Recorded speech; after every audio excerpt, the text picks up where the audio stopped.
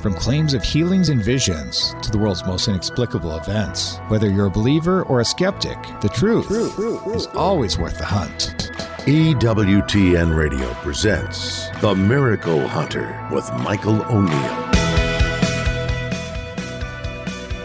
Welcome to the Miracle Hunter radio show on EWTN Radio. This is Michael O'Neill. I'm the Miracle Hunter. Hey, we've got Holy Week next week, everyone, and we've got a great show ahead for you today in preparation. We're going to be talking today with Father Edward Looney about the Dolorous Passion of Jesus Christ as written by Blessed Anne Catherine Emmerich in her visions. We'll be talking with him. He's doing a podcast, emmerichpodcast.com, where he talks about some of the great mystical visions that were received by Blessed Anne Catherine Emmerich related to the passion and death of our Lord.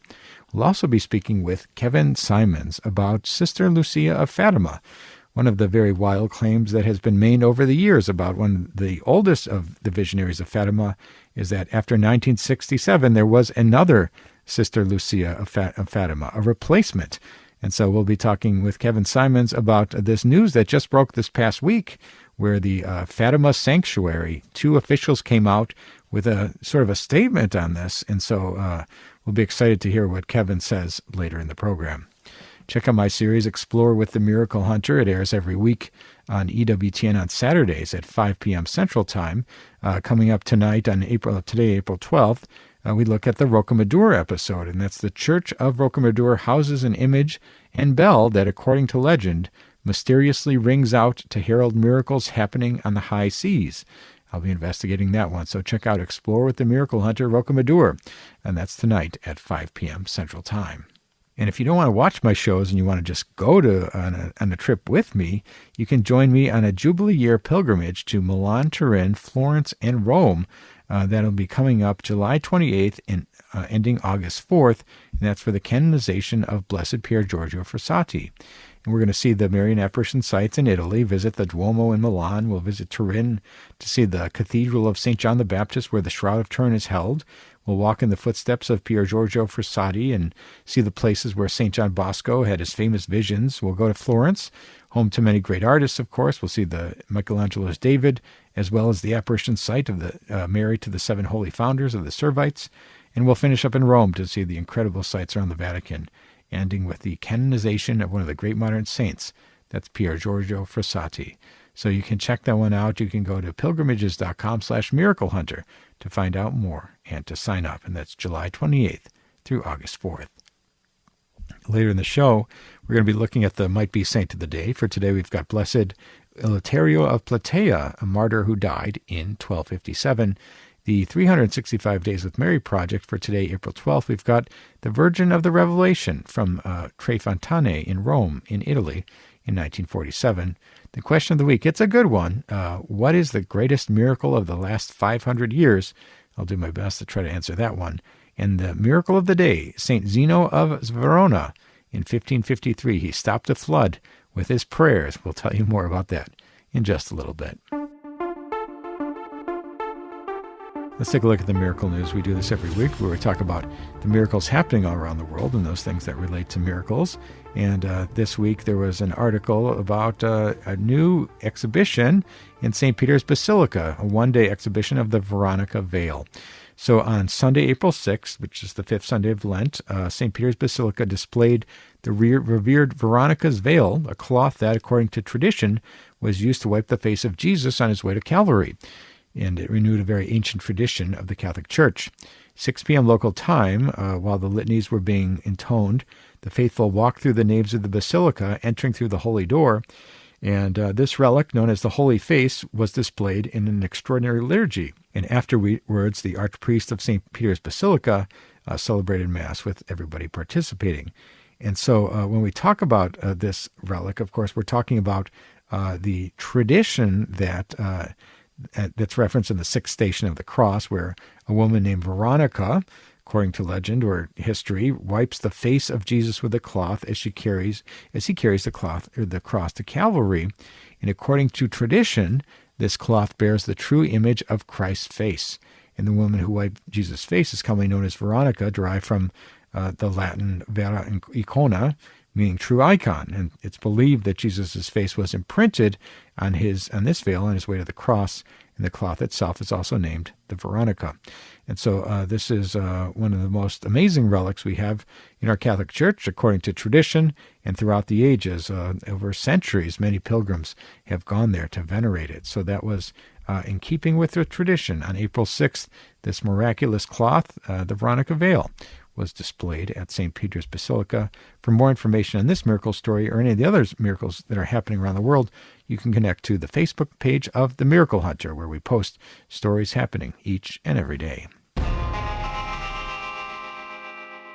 Let's take a look at Catholic Pub Trivia. We do this every week, where we ask a trivia question and give out a prize to an emailer that writes in the fastest with the correct answer.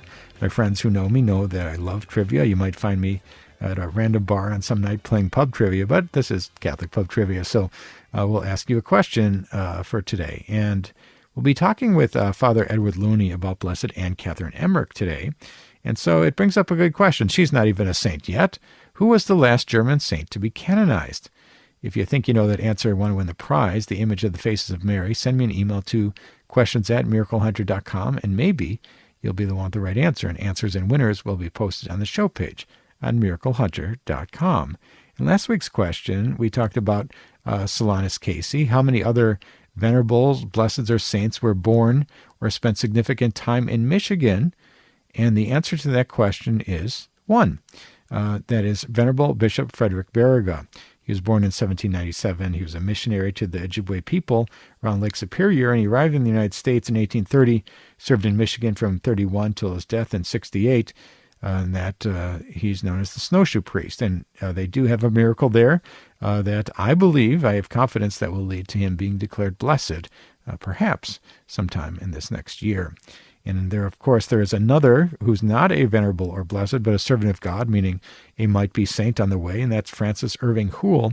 He is a layman from Michigan's Upper Peninsula, was a father and grandfather who reportedly bore the stigmata and had a deep prayer life. And so in 2018, the Diocese of Marquette opened up his canonization cause. Look for him to be featured on an episode of They Might Be Saints sometime soon. We need to take a short break, but we're going to be talking with author Father Edward Looney about Blessed Anne Catherine Emmerich's Dolorous Passion. Stay with us for that.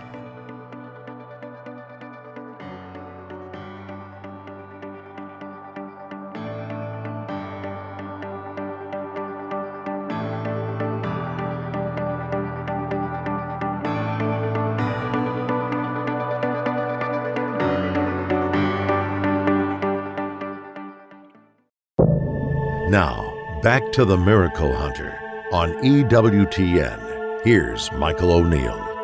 Welcome back. You're listening to the Miracle Hunter radio show on EWTN Radio. This is Michael O'Neill. I'm the Miracle Hunter. With Holy Week upon us, coming right up, it's always that time of year when we try to imagine, in the best way we can, what it would be like to have witnessed the passion and death of our Lord Jesus Christ. And I think that for a lot of people, maybe myself included, we tune into that movie famously by Mel Gibson, The Passion of the Christ, that kind of visualizes in a very intense way what exactly went on there. And every year we do this. We try to meditate on it and visualize it, and we read books, and we try to have a greater understanding of what exactly happened there. And for Mel Gibson, I believe he said this, is that when he tried to visualize for that film, one of the sources that he used was a book by Blessed Anne Catherine Emmerich, or some writings called The Dolorous Passion. So I think that it's kind of and she's a mystic, of course, from Germany, and we have her reflections or her inspirations or perhaps some sort of transmission from heaven, the actual images of what was happening. But in any case, we have somebody on the path to sainthood, a great mystic, who's reflected in writing on the dolorous passion of our Lord Jesus Christ. And joining us today is Father Edward Looney. He's been on the show numerous times, and he's actually focused in a big way, done a 4-volume reading on the works of Blessed Anne Catherine Emmerich, and he's got a podcast called emmerichpodcast.com, or that's the website to go to anyway, and you can find out more. We'll find out more about that, but he can tell us more about what exactly Blessed Anne Catherine Emmerich saw and how she relates that to us. So welcome back to the program today, Father Edward Looney. Yeah, thanks so much, Michael. Anne Catherine Emmerich, her mystical writings, especially about the Passion, so enriching. I've completed reading the four volumes, but especially reading the Dolorous Passion, and it gave me such a new, profound appreciation for the Passion of Jesus and all that he suffered and endured. Yeah, absolutely. I think this is one of there are a number of saints and mystics throughout history who have had sort of these reflections or inspirations or these visions related to the Passion of Christ and written them down for us. And this is one of the most famous, if not the most famous, of these. And so when we talk about this, what are we dealing with? Is this a dream that she had? Is this a vision that she had? Inspired writings? How would you categorize exactly what we have here from Blessed Anne Catherine Emmerich? Yeah, I definitely would classify them as visions that the Lord allowed her to see. And so maybe those visions came to her at times in dreams, and other times while she was very sick, on her sickbed, she would have these visions, and she would relate them to her spiritual director. Her spiritual director wrote them down, but in the writings, she says, I saw this, or she describes the scene in vivid detail, or I was standing right there, she says. So there's language to indicate that that she saw these things and that she saw them as if she was right there. One of the marvelous things, too, about Anne Catherine Emmerich is that her writings allowed the discovery of the Holy House in Ephesus. So taking her writings, this French priest went in search of the Holy House, and they discovered it. So just really, I think that's a validation of these visions and what she saw, and from that, they were able to deduce the precise location of her house. Yeah, absolutely. That's one of the most amazing Catholic stories, in my opinion. A little bit of a Indiana Jones-style adventure where Sister Marie de Montdecrancy of France and a set of French priests, they read these writings of Blessed Anne Catherine Emmerich, and they went to Ephesus and they tracked down what they believed what is the house. And scientifically, they've been able to show various reasons why it's absolutely believable that this is the house, and the church has put various indulgences on this location for people who visit. So there's support for this. So it's a very wild story, but absolutely kind of emphasizes the reality that what Blessed Anne Catherine Emmerich saw and wrote down is something that we should perhaps pay attention to. Now, when we look at the book, The Dolorous Passion, describe how long is it, or how many chapters, or how is it organized? Is this just a free-form stream of consciousness, kind of just spill out of her brain, writing down, or how is this writing organized? Yeah, so I'm sure that when they crafted, these writings, I think probably the mode of receiving it, she didn't receive it in that orderly fashion, but kind of course, in the editing process, they put it together all nicely. So the Dolorous Passion begins with the last weeks before Jesus' Passion, but then it takes us to the Last Supper. It takes us to the garden where Jesus is betrayed, where he prays, which that's a very profound experience for the Lord. And the way that I describe it, and I don't know if I'm right, but the way that I approach it is, I think that Jesus must have kind of been in suspended time during the agony in the garden, that he's able to see all of the sins of humanity, Anne Catherine Emmerich says. And so all the scandals, everything that was going to happen, Jesus saw as he was praying in the garden. So, that was a very profound thing to read. I was touched, too, in the garden, Malchus, who gets his ear cut off, that he becomes kind of like a secret disciple of the Lord, and he's an intermediary. He goes to the Holy Family and such, after Jesus is arrested, and he gives them updates to John and to Mary, And so, just you get some of those events. You have Jesus before, Caiaphas and Annas and Pilate, and the back and forth, and just the way that he was treated. Then once he's sentenced to death, the Stations of the Cross begin. So you go through a good number of the stations. I was touched a little bit by Simon of Cyrene, and how, of course, he's called forward, but just this whole experience of helping the Lord really changed him. And in the resurrection accounts of Anne Catherine Emmerich, she says that Jesus visited or appeared to Simon of Cyrene to thank him for helping him in his passion. And the other station that stands out to me is Veronica, and how Veronica wipes his face with the holy veil.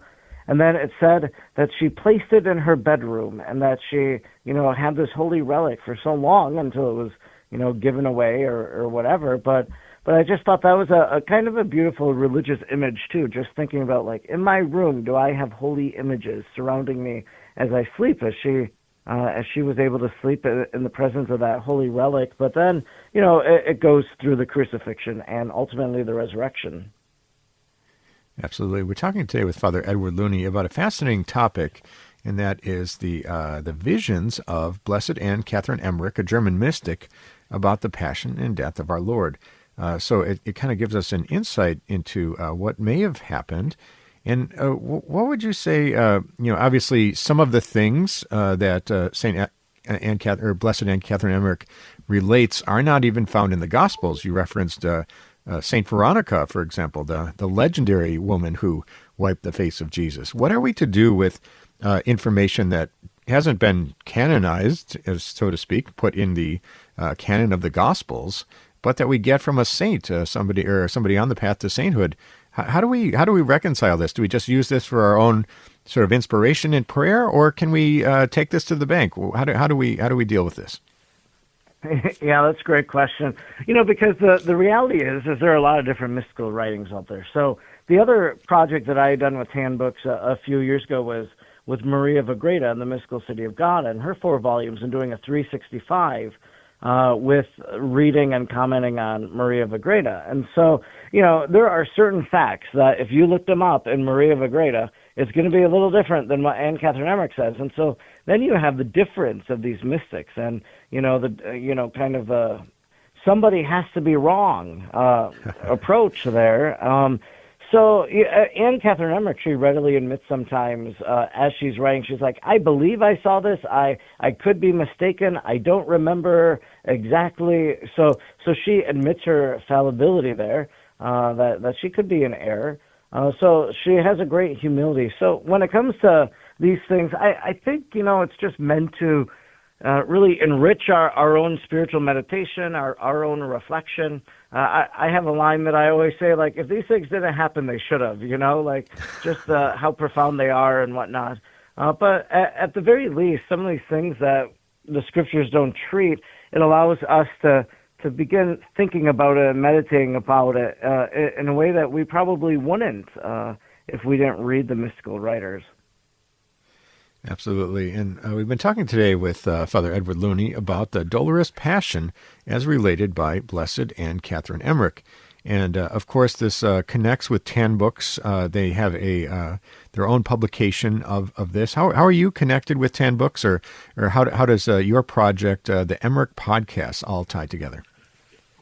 Yeah, so essentially, when I did the Maria of Agreda project, at the end of it, I approached Tan Books, and I personally wasn't aware of the 4 volumes, or maybe I was, but what I asked was, hey, I'd like to do the Life of Mary. They had a volume of the Life of Mary by Anne Catherine Emmerich, which was just taking, excerpts from these 4 volumes of the life of Jesus Christ in biblical revelation. I said, why don't we read that during the month of May, and then why don't we read the Dolorous Passion for Lent? And they said, well, why don't you just read all 4 volumes for us? and we'll plan to start the Dolorous Passion on Ash Wednesday, and the podcast has a special reading of Easter, of the resurrection account on Easter Sunday. So the podcast, hasn't had Sunday episodes, but just one Sunday episode, and that's for Easter Sunday, so that we could bring to completion then really the passion, death, and resurrection of our Lord. And of course it continues after that with some of the resurrection appearances and the last years of Mary's life. So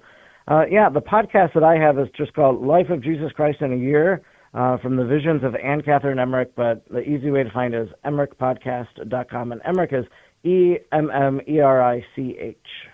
Thank you. And for those people who want to pick up the book or the reprinting of the Dolorous Passion, what's the best place they can go or connect to Tan Books for that? Yeah, definitely head over to Tan Books and get the Dolorous Passion. They have a deluxe volume edition, they call it. So it's a beautiful leather hardcover book, beautifully designed and whatnot. Everybody that holds it just thinks it's like kind of a treasure. So I would go over and get that. And actually, if you use the code ACE25, that's ACE for Anne Catherine Emmerich, you'll receive 25% off. So you can even save a little money when you head over to Tan Books. And that would be good on buying anything over there at Tan Books too. Wonderful. Well, thank you for that tip. And then, so as we wrap up the interview today, again, we have this incredible writing, this writing of Blessed Anne Catherine Emmerich, the Dolorous Passion, which led to the finding of the House of Mary in Ephesus. So we have some sort of validation that the things that she's mentioning are true, but we have some parts that aren't even in the Gospels, or some parts which may conflict with other mystics. What is your takeaway? What is the best way that people can learn from your podcast or learn from the book as published by Tan Books? What's the best way that people can engage with this fascinating writing of Blessed Anne Catherine Emmerich? Yeah, I think anytime we read something like this, it does something for our soul. Like, I know that I'm a different person because I've read Anne Catherine Emmerich and reflected on the Passion with her. But it just gives you wonderful insights into different things that, again, you never would have considered. For example, she writes about two different individuals there at the crucifixion.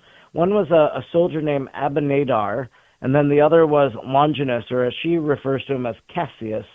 And just their conversion experience from being at the foot of the cross just really left an impression on me, just something that stays with me as I think about the 4 volumes and the Dolorous Passion. And so I think there's something in there, some insight you're going to glean, and, we hope they're true. We hope that these are things that really did take place, but if nothing else, there is some spiritual lesson, some sort of grace that we can get from this by reading it. Wonderful. Well, we're so grateful to you, Father Edward Looney, for breaking down the Dolorous Passion by Blessed Anne Catherine Emmerich. We encourage people to pick that up from Tan Books, and also tune into Father Edward's podcast, and that's at emmerichpodcast.com. You can find more about this incredible writing of a mystic and a saint, or a future saint, I should say. And it's truly a wonderful place. And people can head to edwardlooney.com for more information on the wonderful works and writings of Father Edward Looney. So thank you, Father Edward, for joining us on today's program. Well, thanks so much, Michael, for having me, and have a blessed Holy Week. Same to you. Happy Easter to you when it comes. And that was Father Edward Looney talking to us about Blessed Anne Catherine Emmerich. She's an amazing future saint and mystic, and the writings that are found in the Dolorous Passion are absolutely amazing. They can kind of fill in some gaps or inspire you in your reflections during Lent. We need to take a short break, but when we come back, we're going to be looking at the question of the week. Stay with us for that.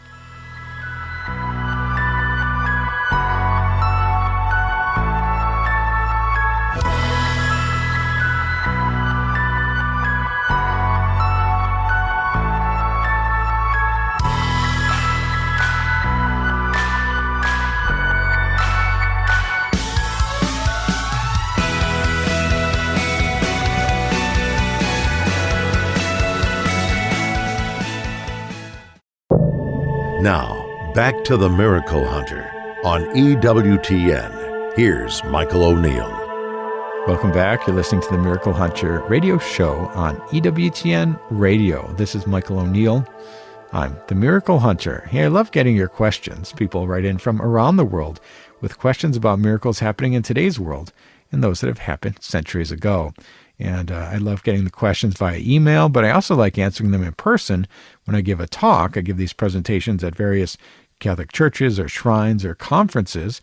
And of course, I always talk about miracles, and maybe I'll be talking about Marian apparitions or Eucharistic miracles quite a bit these days. That's a popular topic. But I love hearing what people are thinking about miracle-wise, and I love answering those questions. And I always do for 15, 20, 30 minutes after each and every presentation. So always excited to get those questions. And so I got a good question here. The question is, Dear Miracle Hunter, what is the greatest miracle of the last 500 years? And that's a good one. I'm grateful for that question, and it's kind of a hard question and an easy question all in one. Of course, when we talk about the great miracles, we're thinking of Jesus Christ and his miracles. We think about the miracles of the saints that have happened, or at the intercession of might-be saints, and various mystical phenomena that's happened over the years. But perhaps, in my opinion, and I'm probably biased because Our Lady of Guadalupe is my favorite Marian devotion, but that miracle which happened in 1531, according to the traditional records, that comes to us as perhaps the greatest miracle when you consider all those people who converted to Catholicism, 9 million Aztecs in the decade after the Guadalupan events, and all the miracles that have happened related to that apparition of the Virgin Mary, St. Juan Diego, and the miracles of the Tilma. So I always point to Our Lady of Guadalupe as the greatest miracle of the last 500 years. But we're always looking for more miracles, but that's been quite a big one. And so thanks so much for your question. If you have a question for the Miracle Hunter, you can send me an email to questions@miraclehunter.com, and maybe I'll be answering your question on the air next week. Let's take a look at the 365 Days with Mary project. We do this every week where we talk about the Marian devotion of the day as it lines up exactly to the day's date. Of course, we all know Fatima coming up on May 13th, or Lourdes February 11th, or Guadalupe December 12th, but believe it or not, there's a different other Marian devotion that lines up to each and every day of the calendar year, and we're talking about feast days or the commemoration of miracles, or perhaps the building of a basilica on that day.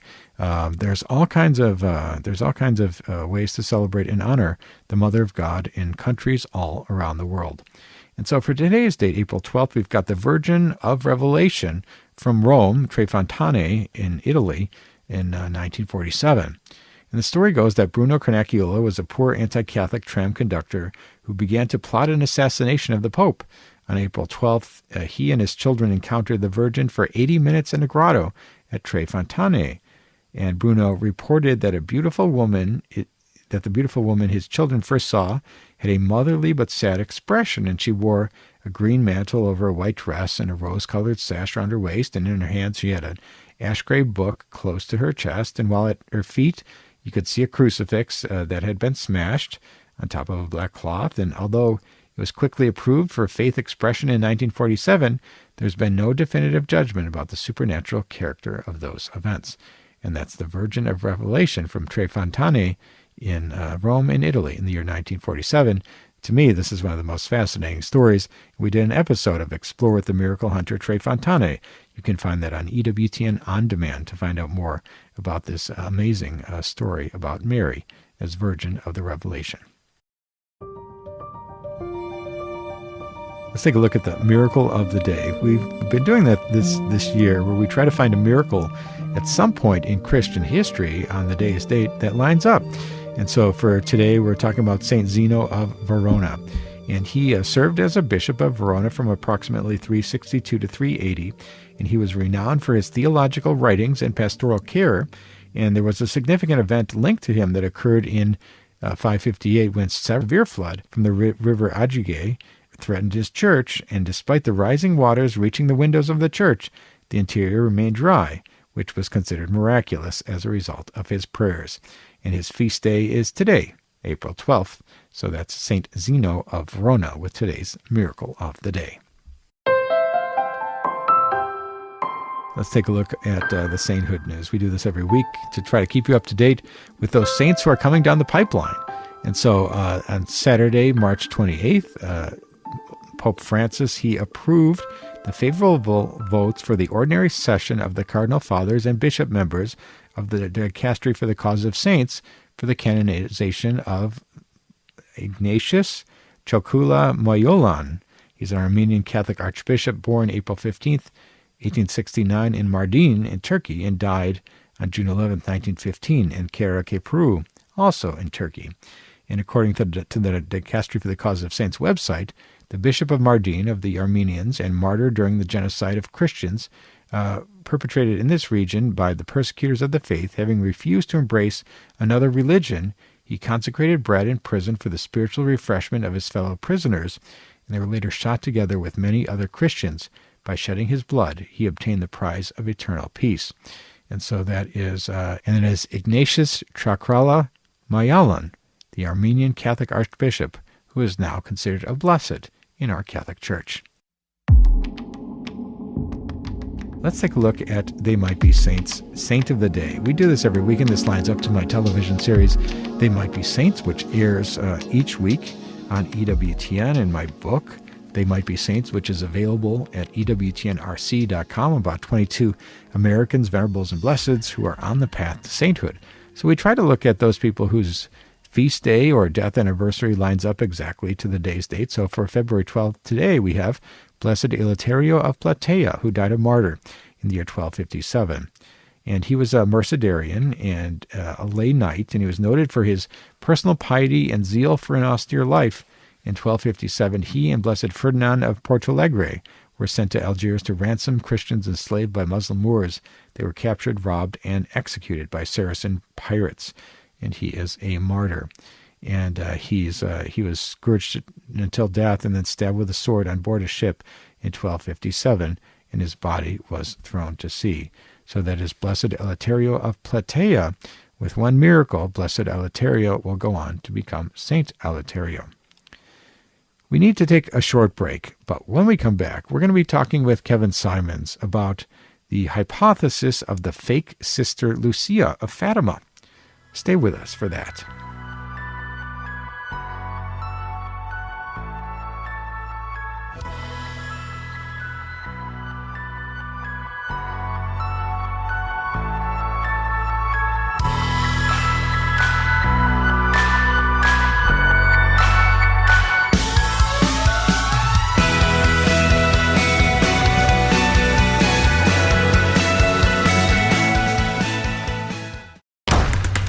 Now, back to the Miracle Hunter on EWTN. Here's Michael O'Neill. Welcome back. You're listening to the Miracle Hunter radio show on EWTN Radio. This is Michael O'Neill. I'm the Miracle Hunter. Coming up next month, of course, we have the feast day of Our Lady of Fatima, May 13th, one of the big feast days for miracle-minded Catholics and otherwise, those great apparitions happening in 1917 that have had such an impact on the Catholic Church and on the entire world. And we can all celebrate this feast day, and we honor those visionary seers, those young children who are saints. And in the case of Sister Lucia of Fatima, was it last year or the year before, the time flies, was named a venerable in our Catholic Church. So these are highly honored, highly recognized saintly seers, which, of course, and there's so many spiritual fruits and otherwise that we see connected to the great visions, the gold standard of Marian apparitions, as I like to call them, those visions of Our Lady of Fatima. Well, there was some recent news that came out this past week, and it's kind of interesting. I think that you hear people celebrating Our Lady of Fatima, then you hear other people who like to poke at the controversies or bring up controversies potentially related to the consecration of Russia or the Third Secret of Fatima or even Sister Lucia herself. It's kind of a strange thing. I've always found it a little bit strange that some people want to suggest or have made the hypothesis that maybe Sister Lucia died in the year 1967 or so, and a new Sister Lucia was swapped in, sort of a replacement, unbeknownst to the world. And so this has always been sort of a theory or a hypothesis or a wild idea by some people. I've never given it much credence myself, but there have been people who have actually tried to compare the photos of the earlier Sister Lucia with the later Sister Lucia, and using AI or Photoshop or whatever other way they want to compare the two photos, saying that it's not possible that these could be the same two people. And from my knowledge, I've never heard any Fatima expert say beyond, or anyone from the Fatima Shrine, for example, say beyond that this is all crazy or not even acknowledge it in any way. But just this past week, we see two people from that shrine there in Fatima appearing on a podcast and sort of breaking down this claim, this hypothesis of the two Sister Lucias.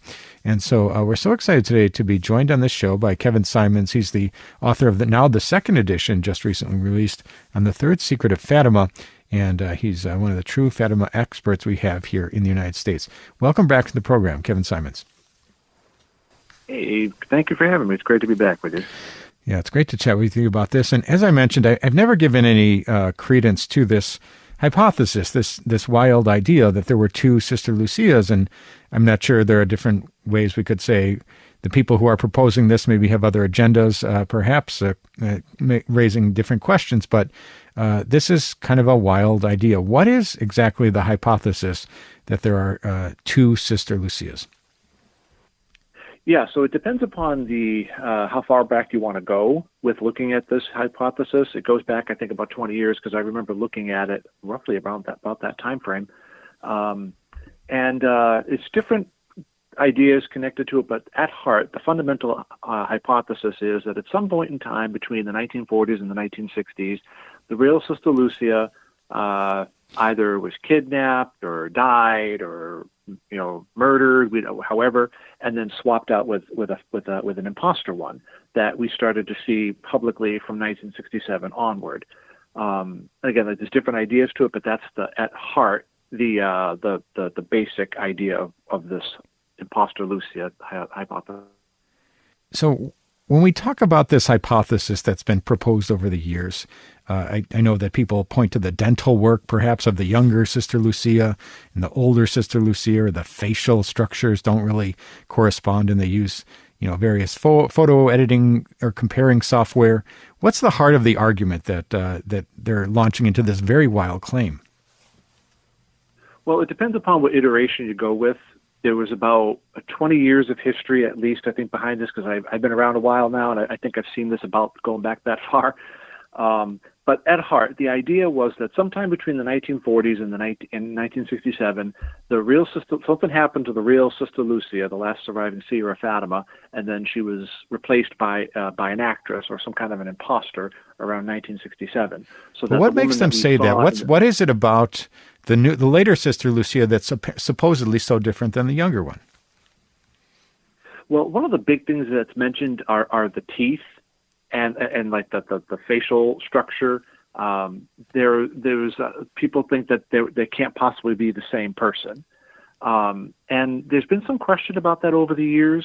But this started to get addressed indirectly back in October of 2013 when we started. There was a biography of Sister Lucia published in that year over in Portugal that in English is called "My Pathway Under the Gaze of Mary," and we learned that Sister Lucia had she had bad teeth, and her teeth were being pulled out without anesthesia or any kind of Novocaine or anything like that, I might add.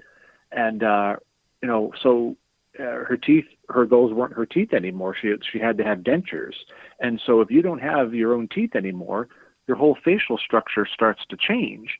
But people didn't know that until many years in the future, up to about 2013, when that news started coming out in that book.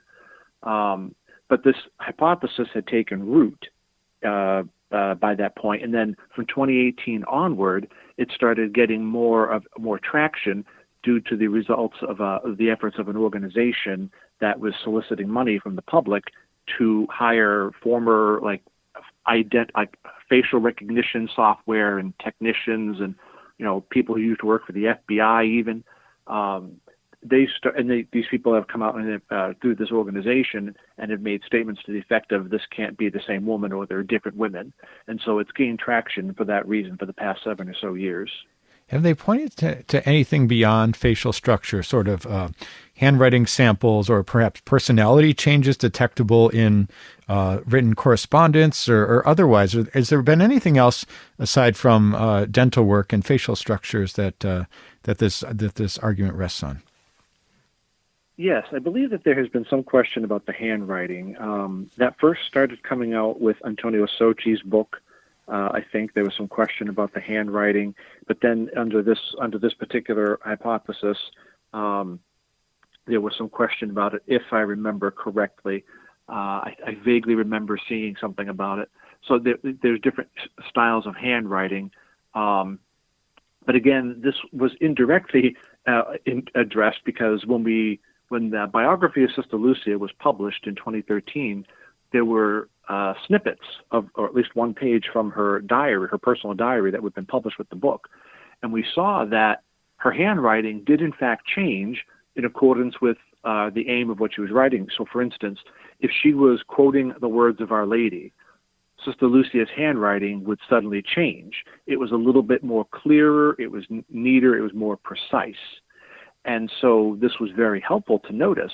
And just as a personal, like scoop for your show, I myself contacted the Carmel of Coimbra, where Sister Lucia lived, and I wrote them and asked them about this very question about her handwriting, and they confirmed it back then, several years ago, that yes, her handwriting did change in accordance with how she was writing or to whom she was writing. And so these are things that they haven't quite caught on just yet in the larger public, because they kind of get drowned out by a lot of the other media that's going on at this time, which is why we're very happy to have the most present development with this podcast with those two Fatima officials. Absolutely, and we'll get to that in one moment. One final comment, I suppose, is that very recently, in recent years, we've seen Sister Lucia moving along the path to sainthood from servant of God to venerable. And in that stage of sainthood, they do the full investigation of a person's life. They overturn every rock. And I'm guessing that would have come up unless, of course, those people at the Congregation for the Causes of Saints are complicit in this whole ruse, I suppose. But what I mean to say is they did a full investigation to end up with her being declared venerable. So a lot of this perhaps was addressed behind the scenes with that. But the big news that came up this past week related to Fatima officials actually commenting on this, which they've remained pretty silent about over time. So talk to us about this news that broke this past week. Yeah, so what happened was on April 3rd of this year, so just from the day of this recording, about 5 days ago, there were two officials from the Sanctuary of Fatima over in Portugal that appeared on this podcast down in Brazil called the Anima podcast. The two officials were the rector of the sanctuary, Father Carlos Capacinhas, and the director of the Fatima Museum, and also the head of the research team, Dr. Marco Daniel Duarte. And the podcast is hosted by Bertaldo Soares and Kenya Camarote, and again, as in Brazil. I think they're a husband. If I heard correctly, they're a husband and wife couple there that do it.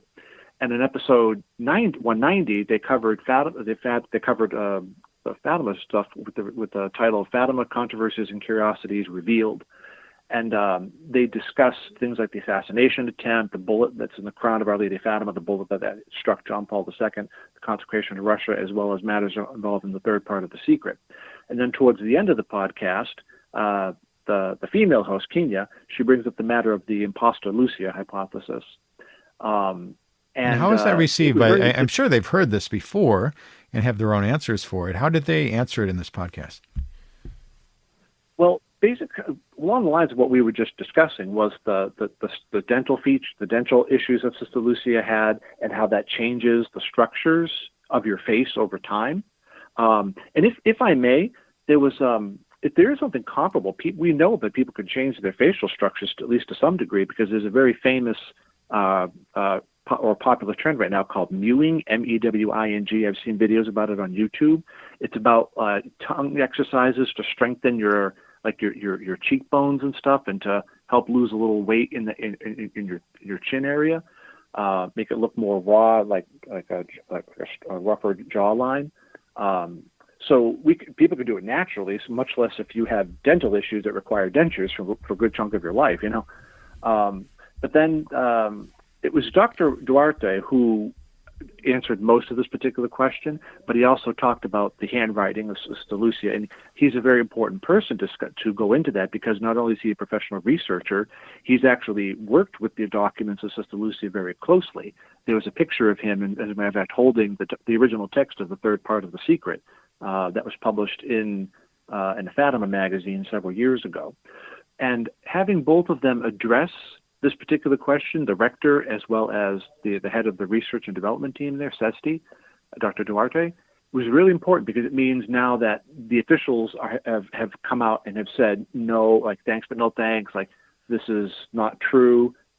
We appreciate your interest, but, thanks but no thanks. And this is very helpful, because having an official word from on high, as it were, is very, very assuring that it's like, well, no, we've looked into this. And Duarte says he's actually looked into it.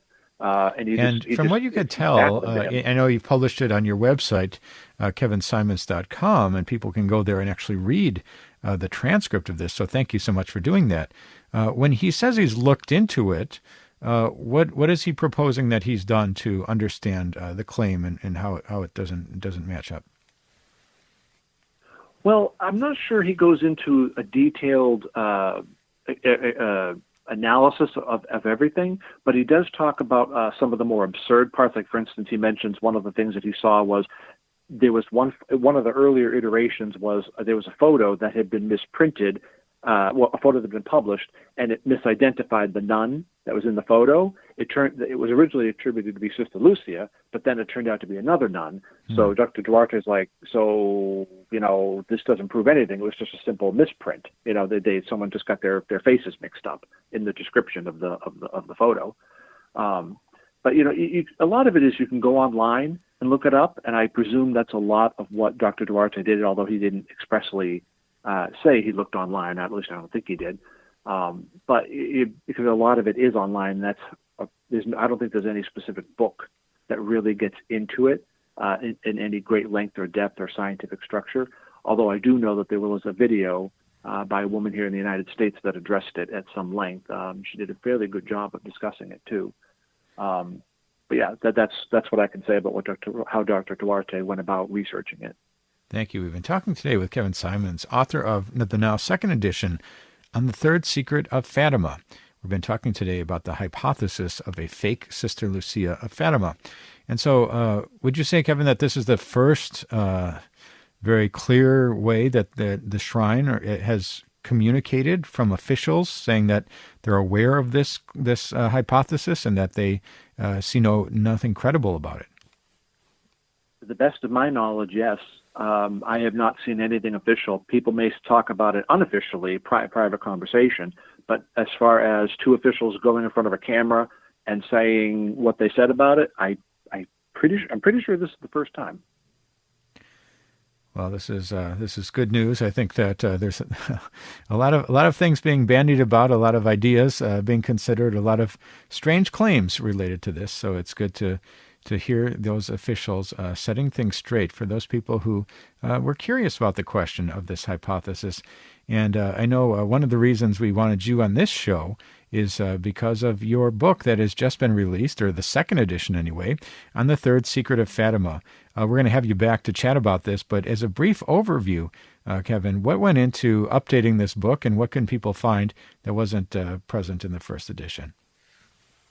Well, when the first edition was published in 2017, there were actually a lot of developments that were happening right around that time, because it was the 100th anniversary of Fatima, but also some key people had started to die around that time. And so I wasn't able to get to a lot of things because there was a lot of turmoil and upheaval, and there was also a time constraint too, because I wanted the book to get out during the centenary year. So since then, I've had more time to look more at the documents and discuss things. So, for instance, one of the things that I do go more deeply into is the role of the personal secretary of John the 23rd, Cardinal Capovilla, well, later Cardinal Capovilla, I should say. He played a very important role in the 2000s with respect to information that was coming out about the secret at that time, and I did more of a comprehensive examination of his various testimonies. And in addition to that, there was new information. Some chapters have been entirely revamped and cut out a lot of the fat. It's a lot leaner. It's about almost 200 pages less. So I think it's got a lot more for people to consider, and I hope people read it and start asking questions and learn something new. Wonderful. Well, we're so grateful to you, Kevin Symonds, for talking to us today about the hypothesis of Sister Lucia of Fatima, the fake Sister Lucia of Fatima. We're happy that that's sort of been set straight by those officials there in the sanctuary there in Fatima. We encourage people to check out your new book on the third secret of Fatima, and we'll look forward to chatting with you about that coming up in May. And people can find out more at kevinsymonds.com. That's SYMONDS.com. Thanks so much, Kevin, for being with us on today's program. Thank you for having me. And that was Kevin Symonds, a true expert on Fatima, talking to us about this wild hypothesis of fake Sister Lucia of Fatima. We've never done a show about about that claim on the Miracle Hunter show, so we're very grateful to Kevin for joining us and setting the record straight on that and reporting this news that just came out this past week. And that's all the time we have for today's program. If you missed any of this episode or want to catch up on past episodes, you can go to EWTN.com/radio, check out the audio archives, or download the free EWTN app. I'd like to thank our guest today, Father Edward Looney, talking to us about Blessed Anne Catherine Emmerich's Dolorous Passion, and also Kevin Symonds for talking to us about the fake Sister Lucia hypothesis. Check out my series Explorer with the Miracle Hunter each week. This week on April 12th, that's today, Rocamadour, the Church of Rocamadour, houses an image and bell that, according to legend, mysteriously rings out to herald miracles happening on the high seas. I'll be investigating that one. And check out my Jubilee Year pilgrimage going from July 28th to August 4th in Rome, Milan, Florence, and Turin. Together we'll see the Marian apparition sites of Italy, visit the Duomo in Milan, visit Turin to see the Cathedral of St. John the Baptist where the Shroud of Turin is held, walk in the footsteps of Pier Giorgio Frassati and where St. John Bosco had his famous visions. We'll go to Florence, home to many great artists, Dante, Leonardo, Michelangelo, Raphael, Botticelli, Donatello. We'll see the David, as well as the site of Virgin Mary to 7 holy founders of the Servites. And we'll finish up in Rome to see the many incredible sites around the Vatican and finish with the canonization of one of the great modern saints, Pier Giorgio Frassati. Find out more and sign up at pilgrimages.com/Miracle Hunter. I'd like to thank you for joining me today on Miracle Hunter, where from claims of healings and visions to the world's most inexplicable events, whether you're a believer or a skeptic, the truth is always worth the hunt. Talk to you next week.